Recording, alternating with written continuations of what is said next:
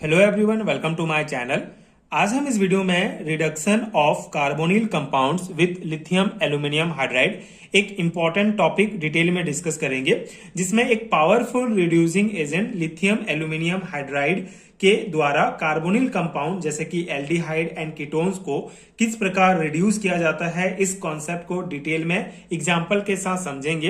And इस topic का proper hand written notes आपको प्रोवाइड करूंगा, जो आपके बीएससी सेमेस्टर एग्जाम्स के प्रिपरेशन के लिए बहुत हेल्पफुल होगा। सो कॉन्सेप्ट को समझने से पहले रिडक्शन क्या होता है, इस कॉन्सेप्ट को एक बार रिकॉल कर लेते हैं। तो रिडक्शन बहुत सिंपल सा कॉन्सेप्ट है। रिडक्शन एक केमिकल प्रोसेस होता है जिसमें किसी सब्सटेंस में इलेक्ट्रॉन गेन होता है या उसकी ऑक्सीडेशन स्टेट कम होती है, मतलब कि हाइड्रोजन ऐड होता है एंड ऑक्सीजन रिमूव होता है, उसे रिडक्शन कहा जाता है। ठीक है। So, lithium aluminum hydride is a versatile reducing agent which is capable of reducing carbonyl group of aldehyde, ketones, acid and their derivatives। ठीक है। तो यहाँ पे कॉन्सेप्ट क्या है कि जो लिथियम एल्यूमिनियम हाइड्राइड होता है ये एक वर्सेटाइल रिड्यूसिंग रिएजेंट होता है। एंड ये जो लिथियम एल्यूमिनियम हाइड्राइड रिएजेंट होता है ये एल्डिहाइड, कीटोन्स, एसिड और उनके डेरिवेटिव्स को रिड्यूस कर सकता है। ठीक है। ये कंपाउंड बेसिकली हाइड्रोजन डोनेट करता है, जिससे जो हमारा कंपाउंड है वो रिड्यूस हो जाएगा। ठीक है। आगे हम एग्जांपल में इस कॉन्सेप्ट को समझेंगे। अभी आपको लिथियम एल्यूमिनियम हाइड्राइड के बारे में बेसिक पॉइंट ये ध्यान रखना है कि ये एक वर्सिटाइल रिड्यूसिंग एजेंट होता है जो एल्डिहाइड, कीटोन्स, एसिड और उनके डेरिवेटिव्स को रिड्यूस कर सकता है। Reduction of aldehyde is faster than that of ketones because of less steric hindrance. ठीक है। तो ये भी एक इंपॉर्टेंट पॉइंट है। इसमें क्या कॉन्सेप्ट है कि जो एल्डिहाइड होता है इसका रिडक्शन कीटोन्स की तुलना में फास्ट होता है, क्योंकि एल्डिहाइड का स्टेरिक हिंड्रेंस कम होता है। अब ये स्टेरिक हिंड्रेंस क्या होता है, इस कॉन्सेप्ट को हम थोड़ा डिटेल में समझ लेते हैं, क्योंकि ये भी एक इंपॉर्टेंट कॉन्सेप्ट है स्टेरिक हिंड्रेंस अपने आप में। तो यहाँ पे इस टॉपिक की अगर मैं बात करूं कि एल्डिहाइड कीटोन्स की तुलना में जल्दी रिड्यूस क्यों होता है, तो उसका मेन कारण है कि उसमें लेस स्टेरिक हिंड्रेंस पाया जाता है। तो स्टेरिक हिंड्रेंस का कॉन्सेप्ट भी सिंपल है। बेसिकली जो बल्की ग्रुप होते हैं उनकी वजह से जो न्यूक्लियोफाइल होते हैं उनका अटैक करना जो है वो थोड़ा डिफिकल्ट हो जाता है। इसी को स्टेरिक हिंड्रेंस कहा जाता है। मतलब कि जब किसी एटम के आसपास बड़े ग्रुप होते हैं तो न्यूक्लियोफाइल को जो है अटैक करने में दिक्कत होती है, तो उसको स्टेरिक हिंड्रेंस कहा जाता है। जैसे एग्जांपल के साथ अगर हम समझें तो ये हमारा सी डबल बॉन्ड ओ, ये एच, ठीक है, ये है हमारा एल्डिहाइड। ये एल्डिहाइड का स्ट्रक्चर है एंड ये R, C double bond O, ये आर। ठीक है। ये हमारा कीटोन का स्ट्रक्चर है। ठीक है। ये दोनों स्ट्रक्चर है। दोनों स्ट्रक्चर में आपको क्या दिख रहा है कि यहाँ पे कार्बोनिल ग्रुप के साथ एक एल्काइल ग्रुप जुड़ा हुआ है और यहाँ पे एक हाइड्रोजन जुड़ा हुआ है, और यहाँ पे दोनों एल्काइल ग्रुप जुड़े हुए हैं कीटोन से। तो यहाँ पे एक एल्काइल ग्रुप है, एक हाइड्रोजन है, जिसके कारण जो हमारा कार्बोनिल कार्बन है इसके पास क्राउडिंग कम है। मतलब कि न्यूक्लियोफाइल जो है इजिली इस कार्बन पर अटैक कर सकता है, क्योंकि यहाँ पे एक बल्की ग्रुप प्रेजेंट है, एल्काइल ग्रुप, और ये हाइड्रोजन बल्की ग्रुप नहीं है। ठीक है। जिसके कारण यहाँ पे कार्बोनिल कार्बन पर क्राउडिंग कम है, जिससे ये जो न्यूक्लियोफाइल हमारा होगा वो इजिली जो है इसको अटैक कर सकता है। ठीक है। ये सिंपल सा हमारा कॉन्सेप्ट है। लेकिन यहाँ पे कीटोन में आप देख सकते हैं दो एल्काइल ग्रुप प्रेजेंट है हमारा। ठीक है। दो एल्काइल ग्रुप प्रेजेंट है, दोनों बल्की ग्रुप है। ठीक है। जिसके कारण यहाँ पे कार्बोनिल कार्बन पर जो है क्राउडिंग बहुत ज्यादा होता है, जिससे न्यूक्लियोफाइल जो है इजिली यहाँ पे अटैक नहीं कर सकता है। ठीक है। तो इसी को कहा जाता है स्टेरिक हिंड्रेंस। तो एल्डिहाइड का स्टेरिक हिंड्रेंस बहुत कम होता है, जिसके कारण ये न्यूक्लियोफाइल इजिली अटैक कर सकता है, और कीटोन का स्टेरिक हिंड्रेंस ज्यादा होता है क्योंकि उसमें दो बल्की ग्रुप प्रेजेंट होते हैं। तो ये स्टेरिक हिंड्रेंस का कॉन्सेप्ट है। आई होप आपको समझ में आ गया होगा।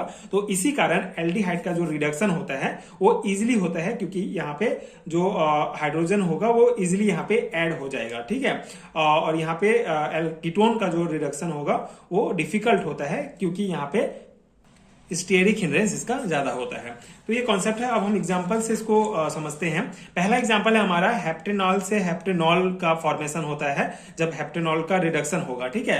तो इसमें भी हमारा लिथियम एल्यूमिनियम हाइड्राइड ही जो है एज ए कैटलिस्ट यहाँ पे काम करेगा। तो यहाँ पे स्टेप्स में कंप्लीट होंगे। ये जो हमारा हेप्टेनॉल है, यहाँ पे इसको मैं थोड़ा समझाने के लिए इस प्रकार से भी इसको हम लिख सकते हैं। ये जो हेप्टेनॉल का फॉर्मूला है ये ऐसे ही लिखा जाता है इसको, लेकिन आप इस प्रकार भी इसको लिख सकते हैं CH3 CH2 5। एंड ये जो हमारा कार्बन है ये डबल बॉन्ड O और ये हाइड्रोजन। ठीक है, इस प्रकार से आप इसको लिख सकते हैं। ये हमारा हेप्टेनॉल है। मैं यहाँ पे आपको कॉन्सेप्ट समझाने के लिए इस प्रकार लिख रहा हूँ। तो यहाँ पे दो स्टेप में मेनली ये कंप्लीट होगा। पहले स्टेप में क्या होता है, जो हमारा लिथियम एल्यूमिनियम हाइड्राइड है, ये इससे जो है ये H जो है हाइड्राइड आयन निकलता है। ठीक है, ये H हाइड्राइड आयन निकलेगा और ये क्या करता है, ये कार्बोनिल कार्बन पर अटैक करता है। ये हाइड्रोजन जो हाइड्राइड आयन जो होगा ये कार्बोनिल कार्बन पर अटैक करता है, जिससे जो है C डबल बॉन्ड O जो है ये टूट जाएगा। ठीक है, ये टूटने के बाद क्या होता है, ऑक्सीजन पर नेगेटिव चार्ज आ जाता है, मतलब कि एक प्रकार का इंटरमीडिएट कंपाउंड बनता है एल्कोक्साइड आयन। ठीक है, ये आप ध्यान रखेंगे। इसको मैं आपको मैकेनिज्म डिटेल में समझा रहा हूं, आगे हम इसको और समझेंगे। बाकी यहाँ पे इस प्रकार से ये पूरा रिएक्शन कंप्लीट होता है, रिडक्शन होता है। पहला स्टेप में क्या हुआ आपको समझ में आया कि लिथियम एल्यूमिनियम हाइड्राइड से ये हाइड्राइड आयन निकलता है जो कार्बोनिल कार्बन पर अटैक करता है, जिससे एक इंटरमीडिएट कंपाउंड एल्कोक्साइड आयन हमको प्राप्त होता है। फिर सेकेंड स्टेप में होता है हमारा प्रोटोनेशन। ठीक है, प्रोटोनेशन में क्या होगा, अब यहाँ पे आप देख रहे हैं ये H3O+ है। ठीक है, तो ये H3O+ ऐड करते हैं इसमें, तो जो हमारा ऑक्सीजन पर जो ये नेगेटिव चार्ज आया है, यहाँ पे क्या हो जाएगा, ये यहाँ पे देखिए, ये जो H3O है इसका एक हाइड्रोजन जो है ये नेगेटिव चार्ज वाले ऑक्सीजन के साथ जाकर जुड़ जाता है। ठीक है, और इस प्रकार से हमारा जो है कंपाउंड हमको प्राप्त होता है CH2OH। यहाँ पे OH बन जाता है, मतलब एक हाइड्रोजन यहाँ पे ऐड हो गया, जिससे हमारा 1 हेप्टेनॉल का रिडक्शन होकर एल्कोहल हमको प्राप्त होता है। ठीक है, 1 हेप्टेनॉल। ठीक है, तो ये कॉन्सेप्ट है, आई होप आपको समझ में आ गया होगा। सिंपल सा कॉन्सेप्ट है।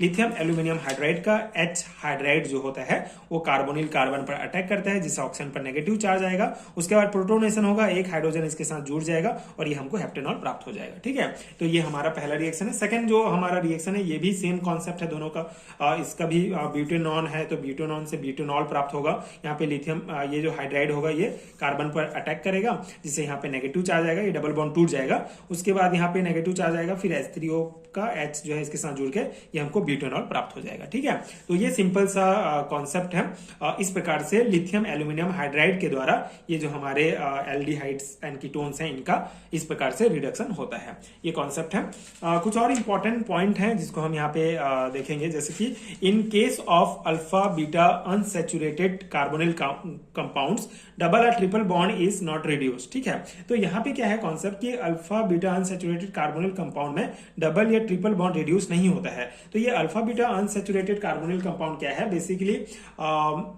ये वो कार्बोनिल कंपाउंड होते हैं जिनमें कार्बोनिल ग्रुप C++O के पास अल्फा और बीटा पोजीशन के बीच में डबल बॉन्ड पाया जाता है। ठीक है, तो alpha beta unsaturated carbonyl compound कहा जाता है। जैसे यहाँ पे C++O के जो कार्बन है और अल्फा, ये अल्फा कार्बन होगा, ये बीटा कार्बन होगा, दोनों के बीच डबल बॉन्ड पाया जाता है, तो इनको alpha beta unsaturated carbonyl compound कहा जाता है।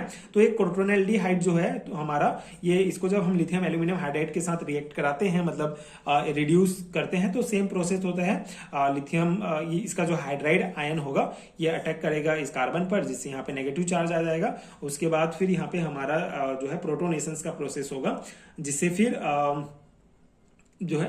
फिर ये क्या हो जाएगा कि OH यहाँ पे आके जुड़ जाएगा। ठीक है, तो यहाँ पे हमारा जो CHO है ये बेसिकली रिड्यूस हो जाता है क्रोटाइल अल्कोहल में, है ना।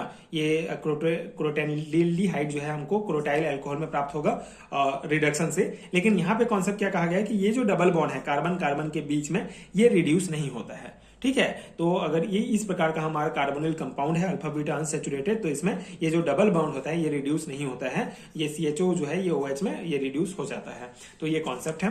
सेकेंड है हमारा बेंजल्डिहाइड का बेंजाइल अल्कोहल में रिडक्शन किस प्रकार होगा। सेम कॉन्सेप्ट है, सेम हमारा रिएक्शन होगा। यहाँ पे जो CHO है हमारा, यहाँ पे यहाँ से हाइड्राइड आयन जो है ऑक्सीजन कार्बन पर अटैक करेगा, ऑक्सीजन पर नेगेटिव चार्ज आएगा और H जो है इससे जुड़ के ये OH में कन्वर्ट हो जाएगा। ठीक है, लेकिन यहाँ पे जो डबल बॉन्ड है, यहाँ पे आप देख सकते हैं कार्बन कार्बन के बीच में ये रिंग में ये जो है चेंज नहीं होता है। तो वही कॉन्सेप्ट आपको एक ध्यान रखना है कि अगर हमारा alpha beta unsaturated carbonyl compound वाला केस है, तो उसमें जो डबल बॉन्ड या ट्रिपल बॉन्ड होंगे वो रिड्यूस नहीं होंगे, बाकी जो कंपाउंड होगा वो एज इट इज रिड्यूस होगा। तो ये कॉन्सेप्ट था। आई होप कि आपको समझ में आ गया होगा।